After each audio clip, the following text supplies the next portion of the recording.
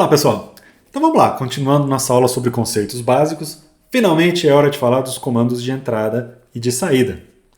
Bom, já falamos deles para falar a verdade, né? Não vai ser novidade, mas enfim, a ideia é apresentar alguns casos de uso aqui para ficarmos todos aí na mesma página, né? E finalmente no próximo vídeo a gente começar a programar para valer. Então vamos lá, comandos de entrada e saída. Imprimindo na saída padrão. Como é que a gente imprime? A gente usa a função print. O nome é ótimo, né? Print que vem de imprimir. Não tem muito segredo, tá? O uso é extremamente simples. Eu chamo a função print, abro parênteses, passo o que eu quero que seja impresso, fecho parênteses. É só importante lembrar, né? Abro e fecho parênteses. E aí nós temos 3 exemplinhos. Na linha 1 eu estou imprimindo uma string, né? Eu sei que é uma string porque começa e termina com aspas, não é isso? Na linha 2, estou imprimindo um ponto flutuante, um número real, e na linha 3, um booleano. Tá? Qual que vai ser o resultado? Vai imprimir na tela. Olá, mundo, 10.5 e true. Legal, né? Muito simples. Não tem segredo nenhum. E para ler? Para ler, da entrada, é o que o usuário vai digitar, nós vamos usar a função input. Input, né? Que vem de entrada em inglês. Que também é muito fácil de usar, tá? Na função input, o que a gente faz? A gente chama input, abre parênteses, e lá dentro coloca a mensagem que o usuário vai ler para poder digitar o que você quer que ele digite, tá bom? Aí você fecha com parênteses, né? Essa mensagem ela é uma string, tá? Então você vai ter que abrir aspas, fechar aspas, ou abrir apóstrofo, fechar apóstrofo. Lembrando que nós já sabemos, né? Que em Python eu posso usar aspas ou apóstrofo, dá na mesma, tanto faz, tá bom? Bom, no nosso código aí eu estou lendo e imprimindo. Né? Um código meio bobo. Pede para o usuário digitar o nome. Note que por questões estéticas eu coloquei um espaço aqui no final para não ficar colado, tá? Que aí o cursor vai aparecer ali para o usuário no lugar certo, né? E logo em seguida chamei a função print e imprimi o valor do x. Deixa eu mostrar para vocês como que isso executa no Tony. Por quê? Por que eu vou abrir o Tony? Porque é uma boa oportunidade de vocês verem onde que fica no programa, como que eu digito, esse tipo de coisa, tá bom? Então vamos lá, vamos abrir o Tony. Tá aí o Tony na nossa frente aberto e eu vou digitar um programa qualquer. Então x, né, igual a input, né, que é a nossa função, digite seu nome. Vou botar um espacinho aqui para não ficar colado, fechar as aspas, fechar o parêntese. Pronto. E depois vou imprimir aqui, né, o x só para ficar igual ao código do exemplo. Uma vez que eu digitei o meu programa, né, eu tenho que salvar. Eu já me adiantei, já criei o arquivo aula2.py. Por que .py? Esse PY aí é de Python, tá? É a extensão que a gente utiliza para código fonte Python. E vou clicar o botãozinho play, né? Executar o programa. Executei o programa e aqui embaixo, dá uma olhada. Tá lá, imprimiu, digite seu nome e o cursor ficou parado, esperando que eu digite o nome. Vou digitar meu nome, Túlio, né? Quando eu apertar Enter, tá aí, ó. O que aconteceu?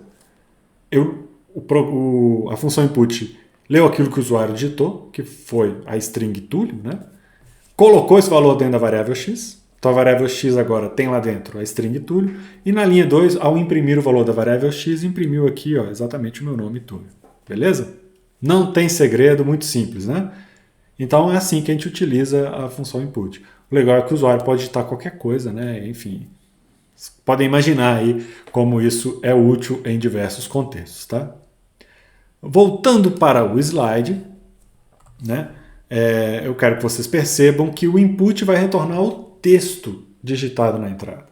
Então, por exemplo, se eu pedir para você digitar um número, o usuário pode digitar números, mas isso vai ser tratado como uma string, não como um número. Isso é muito importante que vocês percebam, tá? Então, na prática, se eu quiser ler um número para fazer operações matemáticas, por exemplo, eu preciso converter aquilo que está sendo lido pelo input. Vai vir uma string, mas eu tenho funções que convertem strings em números, tá? Desde que a string tenha ali o formato bonitinho e perfeito de um número, né? Para isso funcionar. Vou apresentar para vocês 2 funçõezinhas para fazer essa conversão de string para número, porque nós vamos precisar disso demais para fazer programas aí que, enfim, executem cálculos matemáticos, né? Nesse início, nós vamos usar 2 funções para converter a entrada. A função int, que converte para um número inteiro, e a função float, que converte para um número real. Usar essas funções é moleza. Muito fácil, né? Olha aí. Exemplo de uso. Tá aí um programa em que eu leio o peso, né? Então digite seu peso usando a função input, mas olha aqui, ó, o input aqui, ou seja, o resultado do input, que vai ser uma string, está dentro, está como um parâmetro da função float. Então float, abre parênteses, lá dentro eu coloquei string, fechei parênteses, tá vendo? Então peso vai ser quem? Vai ser aquela string convertida para um float, que é um número real. Fiz a mesma coisa com a altura, olha só.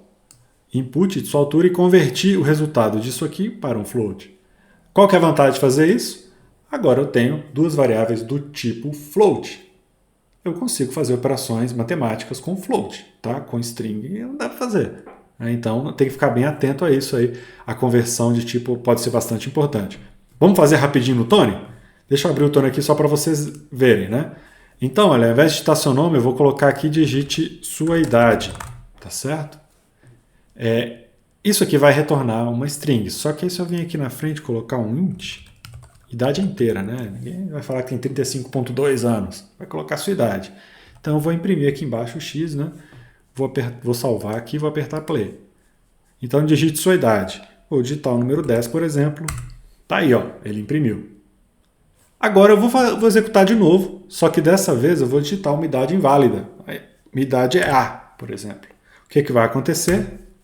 Olha aí, deu um erro. Claro que deu erro. Porque não dá para converter o A num ponto flutuante. No caso aqui, desculpa, converter o A no inteiro, né? Que a gente está convertendo para int. Então tá o erro aqui, né? Olha só. Invalid literal for int, ou seja, literal inválido para converter para um inteiro, né?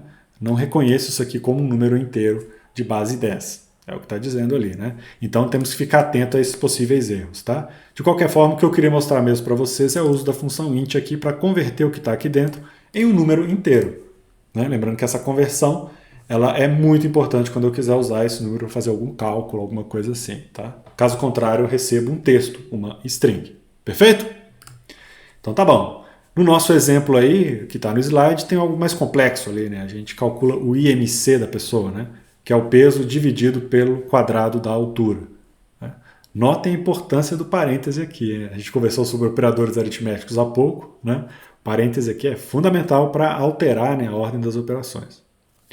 Ok. Então aprendemos a fazer a leitura da entrada, podemos converter isso em número, sabemos fazer isso também, e sabemos também como imprimir na tela. Só que nossa impressão está meio feinha, digamos assim, né? Estou imprimindo ali o valor da variável ou um texto. Pois bem, Python tem um recurso muito legal que se chama fstring. Esse F vem de formatted, né? String formatada. Esse recurso está disponível nas versões mais novas do Python e isso aqui é muito bacana, é útil pra caramba para a gente imprimir coisas de forma mais, vamos dizer assim, formatada, de forma bonita, né? Fazer a coisa do jeito que a gente quer. Então eu vou dedicar um pedacinho desse vídeo para falar das f-strings, como usá-las e por que elas são tão úteis, né? Vamos lá, vamos começar. Então, a partir de Python 3.6 em diante, nós temos essa sintaxe maravilhosa, super intuitiva para formatar strings chamada f-strings, tá? Qual que é a ideia? Como usar uma f-string? O trem é fácil. Atenção, o que a gente vai fazer? Quando eu criar uma string, que basicamente começa com aspas e termina com aspas, né? Então tem de aspas até outro, ou apóstrofo até apóstrofo, eu vou colocar o Fzinho no começo. Olha aqui, ó. Perceberam o F aqui, né? Então o que eu fiz? Eu coloquei o F, somente depois abri aspas, coloquei o que eu quero de string e fechei aspas. Qual que vai ser o papel desse F? Esse F vai informar para o interpretador que, olha, isso aqui é uma F-string. Você tem que formatar essa string para ficar do jeito certo, para ficar perfeito lá como deveria ser, tá bom? Então é muito importante botar esse F aí se eu quiser trabalhar com F-string. Nesse exemplo aqui, ó, eu tenho uma string que não tem nenhum argumento, não tem nada de especial nessa string. Então eu não precisava do F, mas posso colocar se eu quiser, tá? Agora, aqui embaixo, eu estou mostrando para vocês por que as f-strings são maravilhosas, são fantásticas e ajudam demais a nossa vida. Porque elas permitem misturar frases e valores, variáveis, funções, etc. Vamos ver uns exemplos para entender. Olha essa f-string aqui. Tem o f na frente. Aspas para dizer que é uma string, né? Essa string contém o número, e olha só que interessante, chaves, 10 chaves, depois fecha aspas. Quando eu estou dentro de uma f-string, essas chaves elas têm um papel de indicar que o que está ali dentro é código. e que esse código vai ser convertido para string. Tá? Isso é muito útil porque permite que eu coloque valores de variáveis, ou cálculos, etc. no meio da string. É muito útil, muito mesmo. Olha só esse exemplo aqui de baixo. Essa string mostra o tipo de 10, 2 pontos. Olha as chaves aqui indicando, opa, daqui para frente é código. O que eu estou imprimindo? Type 10. Type 10 vai retornar o quê? Classe inteira, né? Que é um inteiro. E aí eu fecho as chaves aqui e fecho as aspas. Tá vendo? Aqui embaixo, ó, agora eu mostro que 10 vezes 10 é igual ao quê? Abro chaves, 10 vezes 10, fecho chaves. O que vai acontecer? Isso aqui é código-fonte. Esse código-fonte vai ser processado, né? Então nós vamos aí resolver esse código, né? Ou seja, 10 vezes 10 vai dar 100, vai ser calculado, e aí o que vai ser impresso é que 10 vezes 10 é igual a 100. Perceberam? Muito legal, né? Isso aqui é particularmente útil para colocar valores de variáveis. Quer ver? Ó, vamos ver um outro exemplo. Só comentário, né? Eu posso colocar qualquer código entre essas chaves dentro de uma f-string. Variável, função, operações aritméticas, etc. Tá bom? Então vamos lá, vamos ver esse exemplo aí, bacana. Aqui nós temos uma variável idade, igual a 6, e depois a frase, eu tenho idade e anos de idade. O que vai acontecer? Como eu tenho chave na frente e atrás aqui, ó, o que está aqui dentro é código, e isso aqui vai ser substituído pelo valor da variável, no caso. Né? Tem a variável idade ali dentro. Então, qual que vai ser o valor de frase? Eu tenho 6 anos de idade. Então, eu consegui misturar valor de variável com texto para gerar uma saída aí bem elegante. Né? Então, isso aqui é muito, muito útil. Tá? Só para repetir, para não deixar passar desapercebido, note que colocamos um F antes do texto. Olha o F aqui. Ó. Esse F aqui é absolutamente fundamental para informar que se trata de um f-string. Tá? Do contrário, se eu não colocar esse F, aquela chave de idade vai ser impresso chaves de idade. Não vai acontecer nada ali. Né? Vai ser impresso como se fosse texto. Ok?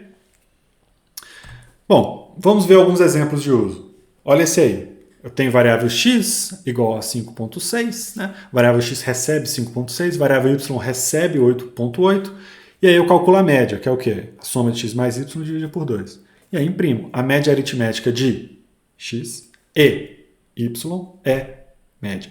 Perceberam, né? Então, na hora de imprimir, aqui vai vir o valor da variável x, o valor da variável y e o valor da variável média. Muito útil, né? Só para vocês verem o quão útil essa ferramenta é, eu poderia fazer também o seguinte, olha só. A média aritmética de x e y e aqui dentro calcular a média. O resultado embaixo também vai estar correto, vai ser aquilo que a gente quer. Perfeito? Então tá aí uma sintaxe bastante útil usando f-strings. Né? Mas tem mais. F-strings tem outros recursos muito legais. Um deles é que eu consigo formatar o texto usando o caractere 2 pontos. O que é formatar o texto? É mais do que só imprimir o valor da variável. É imprimir esse valor com um determinado número de espaços.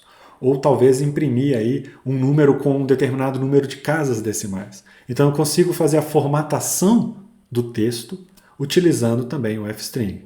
Vamos ver alguns exemplos de uso. Tá? Antes de mais nada, deixa eu especificar para vocês que quando eu estou especificando a formatação, eu vou usar os seguintes caracteres na especificação de formatação. Tá?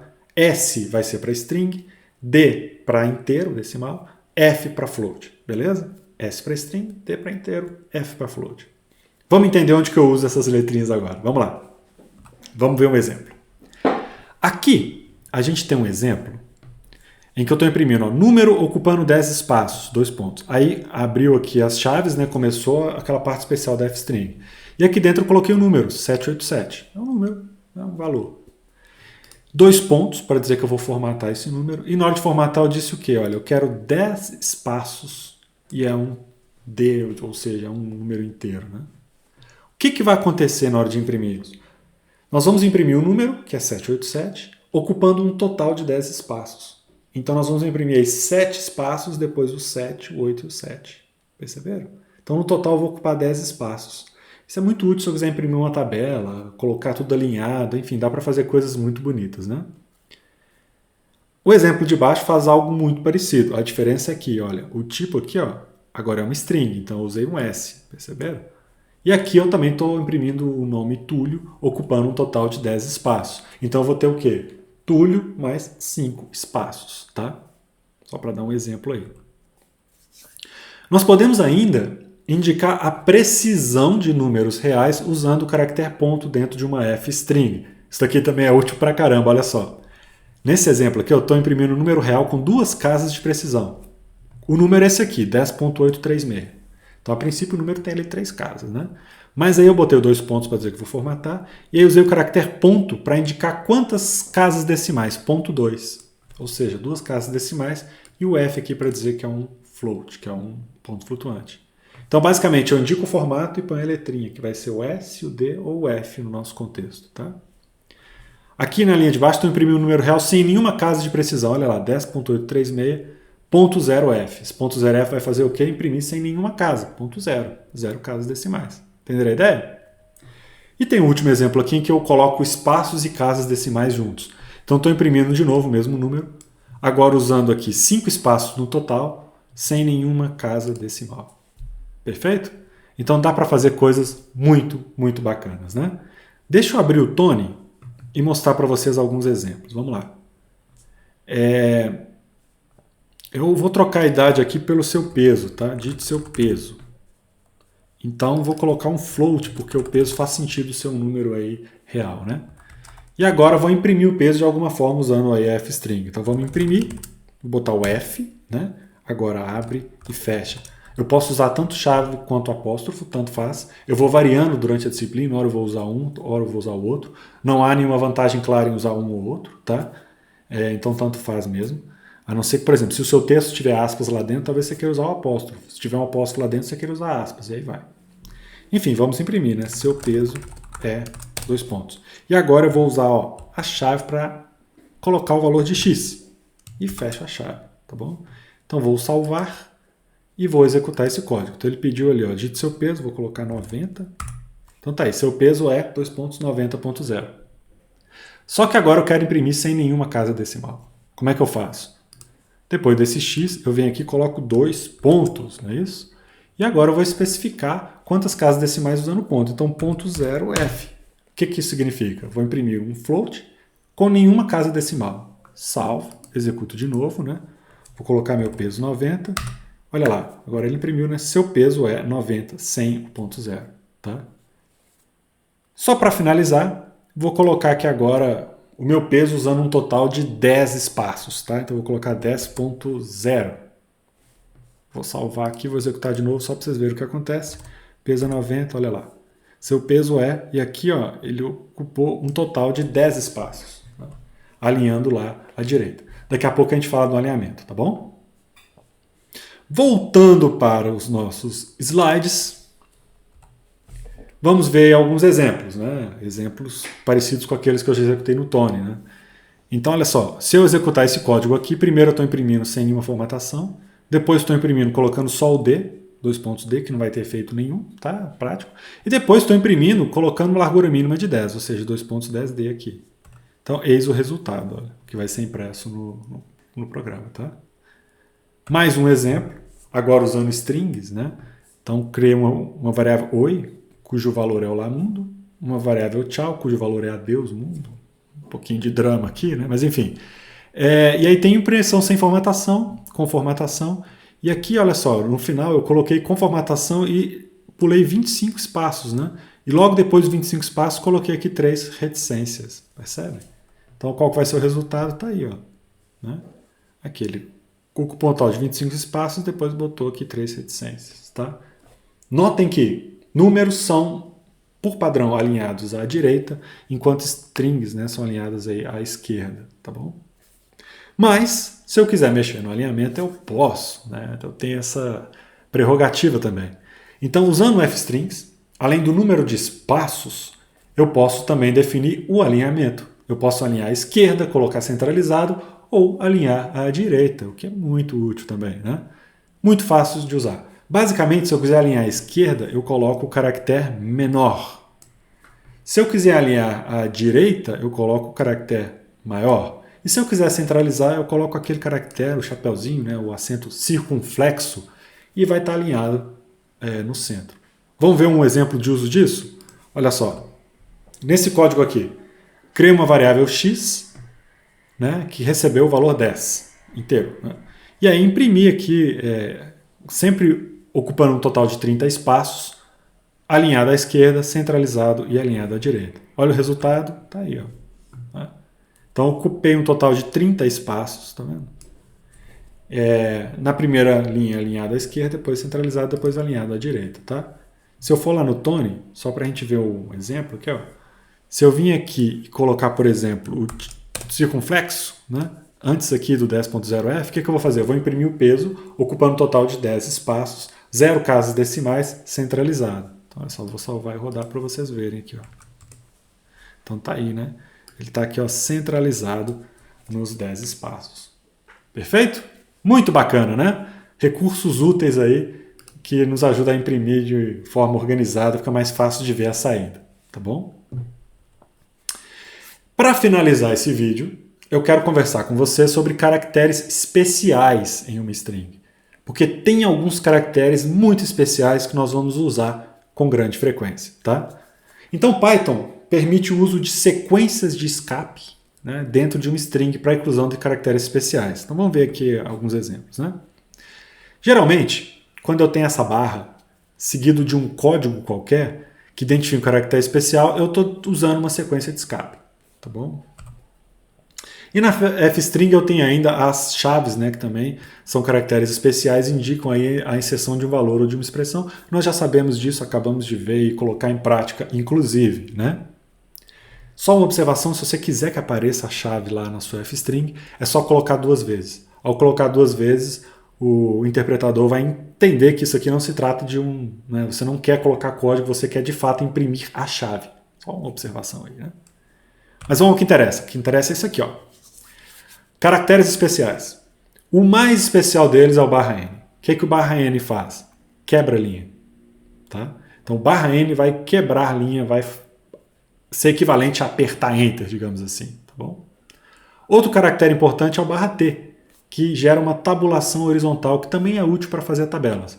Em geral, eu prefiro usar aqueles espaços, né, que a gente viu no fstring, fica muito mais bonito, funciona muito melhor, mas o barra T é uma opção também. Temos ainda o barra aspas, que imprime as aspas, né, sem fechar a string, se ela for aberta com aspas. O barra apóstrofo, que imprime o apóstrofo, sem fechar a string, se ela for iniciada com apóstrofo. E finalmente o barra barra, que imprime uma barra. Tá? Como é o barra caractere especial, botar 2 barras ali significa que você vai imprimir a barra. Tá bom? Então, para fechar o vídeo, só alguns exemplos aqui e falar um pouquinho dessa string com o prefixo R. Né?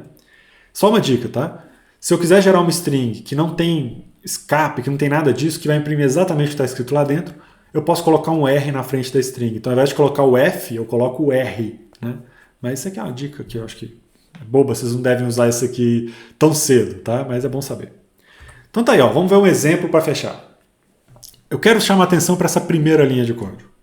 Estamos imprimindo ouro, barra T, tabulação, preto, barra N, quebra-linha, Minas, barra T, Gerais. Perceberam? Aqui imprime só um barra N, e depois tem vários exemplos aqui de uso de caracteres de escape. Né?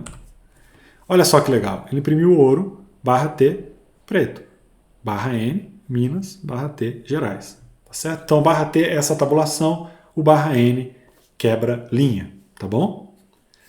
Pessoal, era isso. Tá? Falei bastante aí sobre comandos de entrada e saída. Basicamente, as funções que utilizaremos, né, print e input, são relativamente simples de usar. Colocaremos em prática já na primeira aula prática, mas também no próximo vídeo, em que eu vou fazer vários exemplos e exercícios com vocês. Tá bom? Obrigado pela atenção. Até daqui a pouco no próximo vídeo. Tchau!